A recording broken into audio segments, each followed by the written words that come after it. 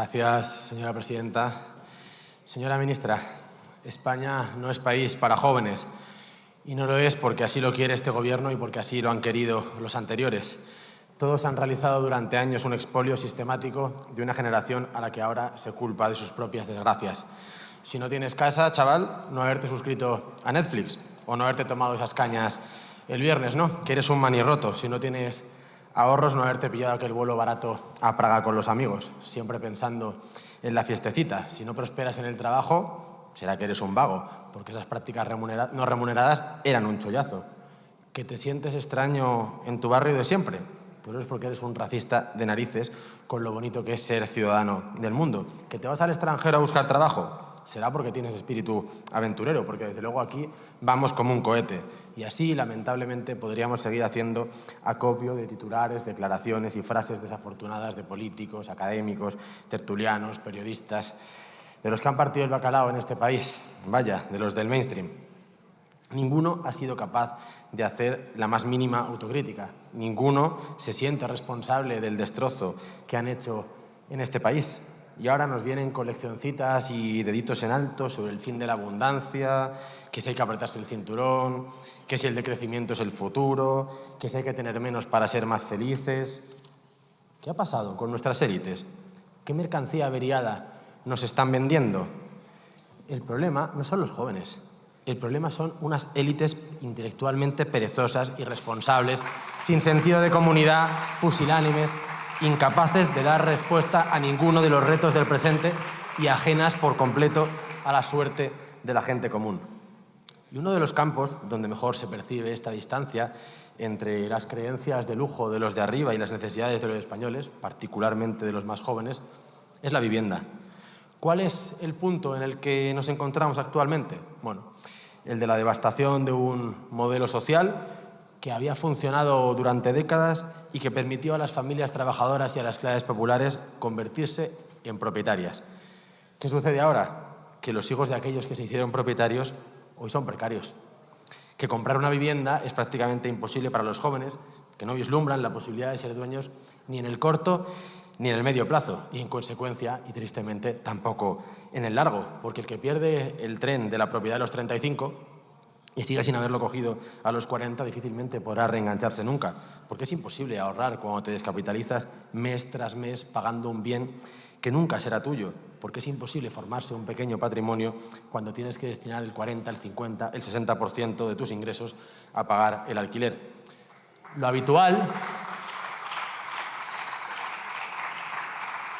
hasta hace 4 días era que alrededor de los 30, Sara y Santi acabaran de comprarse un piso y estuvieran pensando en formar una familia. Digo lo habitual porque así era. En 2011 el 70% de los menores de 35 años era dueño de su casa. Hoy, en cambio, las tornas han cambiado, estamos en el 30% y Sara y Santi no tienen ni estabilidad, ni seguridad material, ni certezas, ni expectativas, ni propiedad.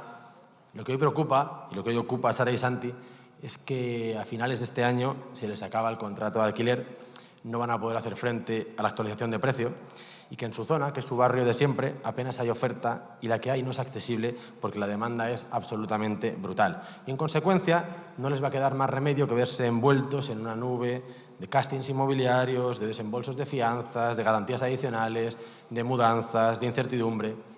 En el mejor de los casos, si tienen suerte, conseguirán un piso lejos de los padres, aunque eso suponga decir adiós a cualquier posibilidad de tener ayuda, de conciliar o de tener hijos. Eso sí tienen suerte. En el peor de los casos, si no la tienen, se verán obligados a alquilar una habitación dentro de un piso compartido con extraños. Y lo cierto es que Sara y Santi no son perfiles marginales o vulnerables. No están en paro, nunca lo han estado. Tampoco están entre quienes menos cobran, ganan poco, pero en la media de su edad. Ambos hicieron todo lo que se les dijo que tenían que hacer. Lo estipulado, vaya. Se formaron, llevan años fajándose en el mercado laboral, han crecido dentro de sus empresas, tienen un currículum apreciable, son valorados por sus jefes, tienen ganas de comerse el mundo y, sin embargo, ni siquiera pueden planificar dónde vivirán dentro de unos meses. Y Sara y Santi, señora ministra, son el rostro de la crisis de vivienda que hay en este país. Una crisis que no afecta a unos pocos, una crisis que afecta a todo hijo de vecino y que ha dejado al español medio completamente fuera de juego. Obligado a hacer malabares para sobrevivir entre el pluriempleo por una parte y el piso compartido por otra. E insisto, esto le sucede al joven medio. No es un caso aislado, no es una anécdota, no es una excepción. Es una generación nómada, una generación de jornaleros del alquiler, una generación caracol que va con la casa a cuestas de un lado a otro. Una generación que lamentablemente sabe que solamente podrá pasar por el notario a firmar la compra de su casa cuando previamente haya pasado por el tanatorio a despedirse de sus padres. Y claro, ya no es solamente una generación. Es que esto ya no es solamente cosa de los más jóvenes. Es que es algo mucho más grande y tenebroso. Es que son también los que eran jóvenes en la anterior crisis y se quedaron entonces empantanados y llevan ahí 15 años. Es que es la clase media, pura y dura, la clase media, señora ministra, la que se está desvaneciendo ante nuestros ojos. Es que es España, que por debajo de los 45 años ya tiene más inquilinos que la media de la Unión Europea, cuando siempre fuimos una nación de propietarios. Es que es nuestro país donde la mitad de los arrendatarios está en riesgo de exclusión social y donde una habitación cuesta hoy lo que hace 10 años costaba un piso entero. Es, en definitiva, una sociedad conducida al desastre por malos políticos y por malas ideas.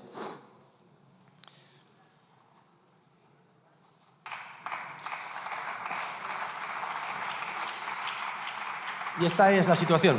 En España faltan casas y cada vez hay más personas que quieren una, ¿no? El problema de la vivienda va de dos variables, casas y personas. Pues aquí faltan casas y cada vez hay más personas que quieren una. Cada año se constituyen en España el triple de hogares o casi el triple de hogares de los que se producen, lo que genera la tormenta perfecta, ¿no? El caldo de cultivo ideal para que suban los precios, para que se dispare la especulación, para que se expulse a numerosas personas del mercado y para que se extienda por doquier la infravivienda y el hacinamiento. ¿Qué necesitarían, en consecuencia, personas como Sara y Santi para poder evitar el naufragio? Pues, por lo menos, una clase política con sentido de comunidad, consciente de la gravedad de la situación, que apostara por ampliar decidida y drásticamente la oferta, que fuera capaz de contener una demanda global absolutamente desbocada y que aplicara medidas de probada eficacia, medidas que ya sabemos que han funcionado en otros lugares. No sé si es mucho pedir o si mucho esperaban, porque lo que han encontrado ha sido a un ejército de vendedores de crecepelo, que ha hecho exactamente lo contrario de lo que se necesitaba y que ha utilizado sin rubor a los jóvenes españoles como conejillos de indias de sus ensoñaciones ideológicas. Donde tocaba construir, incrementar alturas, rehabilitar, ganar densidad o hacer vivienda protegida para garantizar un hogar digno y asequible a quien hoy no lo tenía, este gobierno y los intelectuales de izquierda que lo legitiman y lo amparan negaron la mayor y se abrazaron al mito decrecentista. Un cuentecillo de pijos postmarxistas que se pueden permitir tal vez en los áticos de las zonas bien, pero que es absolutamente criminal para una familia que va justita en Carabanchel o en Cornellá. Y claro, tirada por la borda la palanca de la construcción, una de las principales herramientas dentro del campo del que estamos hablando, y en un contexto en el que cada vez era mayor el déficit de casas, pues bueno, lo suyo supongo que sería procurar tener un mercado de alquileres lo más funcional posible, donde se armonizaran los intereses de inquilinos y caseros, ¿no? Los de los inquilinos, pues la estabilidad, la asequibilidad; la de los caseros, la garantía en el cobro, la seguridad en la recuperación de la posesión, ¿no? Armonizando estos intereses podríamos tener una oferta de larga duración amplia, sostenida, que permitiera garantizar que nadie se queda sin casa. Pues nada más lejos de la realidad. Los mismos ases intelectuales que desafiaron toda lógica aritmética para negarse a construir, salieron ahora con el mito de las regulaciones y los controles de precio. Unas medidas desfasadas que literalmente no han funcionado en ningún lugar del mundo y que aquí no iban a ser menos. El resultado: destrucción de la mitad de la oferta en un puñado de años, escasez, mercado negro, requisitos leoninos para los nuevos inquilinos, exclusión residencial de cada vez más sectores de la población. Vamos, un regalito envenenado para Sara y Santi, gentileza de unos diputados y un gobierno dispuestos a arruinarles la vida con tal de satisfacer sus dogmas ideológicos. Pero claro,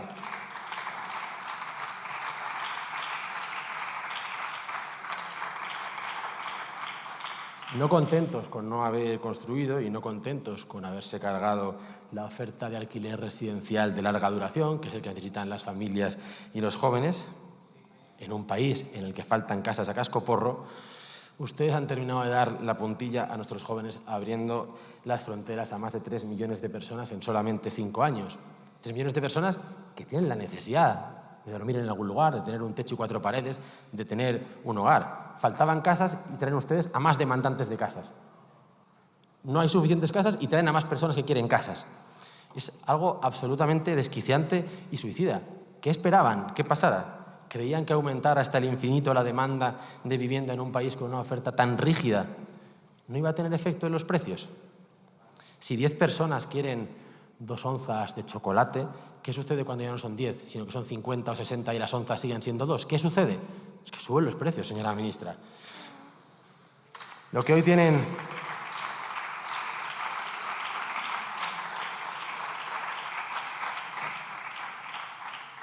los españoles más jóvenes es el fruto de sus creencias de lujo.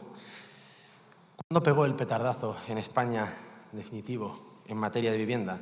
Cuando coincidieron en el tiempo las 3 líneas de las que hemos estado hablando: la negativa a construir, las regulaciones y topes de precios y el crecimiento desbocado y salvaje de población fruto de la inmigración masiva. Ese periodo es el periodo 21-25. Es un periodo en el que el déficit acumulado de viviendas aumentó en 400.000. 400.000 en 4 años. Y mientras tanto, ¿qué pasaba? Que se desacoplaban los precios de los salarios. Ese momento, 21-25, en plena legislatura de la vivienda, en plena legislatura tan cacareada de la vivienda, fue el momento exacto en el que la vivienda se convirtió en el lujo.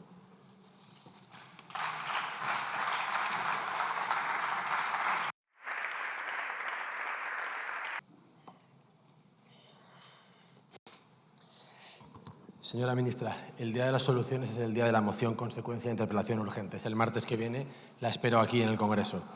Inmigración. Hablar de la relación entre inmigración y vivienda no es ruin. Ruin es hacer como si no existiera relación entre incrementar el número de personas que quieren casas y las casas disponibles. Olvídese usted de que sean inmigrantes. Imagínese que son sus primos cuartos y que hasta ha tenido usted, de pronto, 3 millones de primos cuartos. ¿Cree usted que eso va a tener incidencia, sí o no, en el mercado de la vivienda? ¿Cree que va a tener incidencia, sí o no? Es que es muy sencillo. Es que yo no sé si aquí algunos se creen que van a poder derogar en el BOE la ley de la oferta y la demanda, como quien pudiera derogar la ley de la gravedad. Si traen ustedes a más personas, tendrán que tener un plan para dónde alojarlas. Es usted la ministra de Vivienda, aunque esta mañana sus compañeros del Consejo de Ministros casi la despiden porque han dicho que aquí no había competencia sobre absolutamente nada. Si usted es la ministra de Vivienda y sus compañeros del Consejo de Ministros han traído a 3 millones en 5 años, tendrán un plan para alojarlos. ¿Sabe usted qué pasó en Canadá, un país gobernado por un partido muy parecido al suyo, que pusieron freno a las políticas de fronteras abiertas porque no tenían la capacidad para producir vivienda y alojar a las personas que estaban llegando a ese país? ¿Son en Canadá también peligrosos neofascistas? Pero no se preocupe, yo no estaba culpando a los inmigrantes, yo estaba culpando a los que los traen, que es muy diferente. Unos los piden, lo hemos visto este verano, la gran patronal pidiendo mano de obra barata, y otros obedecen y los traen. Unos buscan salarios más bajos y otros nuevos votantes. Es maravilloso. ¿Sabe lo que sucede cuando hay un excedente de mano de obra? Que bajan los salarios. ¿Y sabe lo que sucede cuando hay un excedente de demanda de vivienda? Que suben los precios de la vivienda. Insisto, es aritmética básica.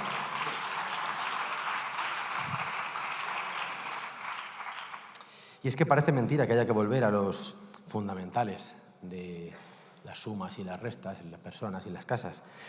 Pero me hablaba usted del APL de alojamientos de temporada. Y dice que, y a ver si me pongo a trabajar. Ustedes llevan 7 años en una intermitente legislatura de la vivienda. 7 años diciendo la legislatura de la vivienda, la legislatura de la vivienda. ¿Han hecho ustedes algo? Es el mayor caso de absentismo laboral que conozco.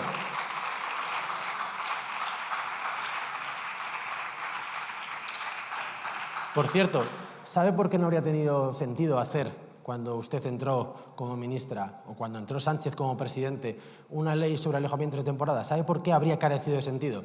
Porque en aquel momento los alquileres de temporada eran tan ridículos que ni siquiera se computaban en las estadísticas. ¿Y sabe por qué ya no son ridículos? Porque sus regulaciones ineficaces y deficientes, que todo el mundo le dijo que no funcionarían y que efectivamente no han funcionado, han provocado que aquello que era exiguo, minúsculo, ridículo, sea hoy masivo, y que en Barcelona, por ejemplo, el 52% de la oferta total de alquileres sea de temporada. ¡Enhorabuena!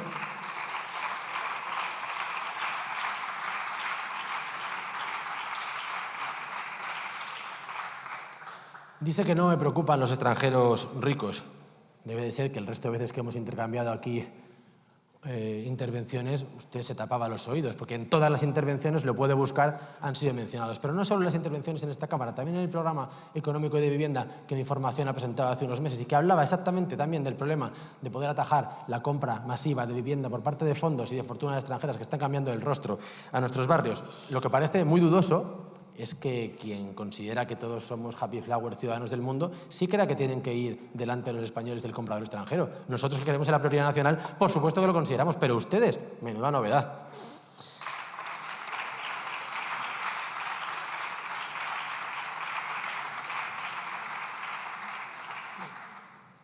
Y me anuncia ahora el 40% del nuevo plan que va a ir destinado a lo que yo he mencionado, que tanto falta, que es la vivienda. Bueno, es que la construcción de vivienda, la producción de vivienda, bueno, es que llevamos 7 años con esto. 7 años de anuncios, de eslóganes, pero es que con eslóganes y con anuncios no se come, no se duerme, no se tiene casa, no se pagan los alquileres, no se tienen hijos, no se vive bien. A ver si pasamos de una vez de los eslóganes a la práctica, del discurso a las realizaciones.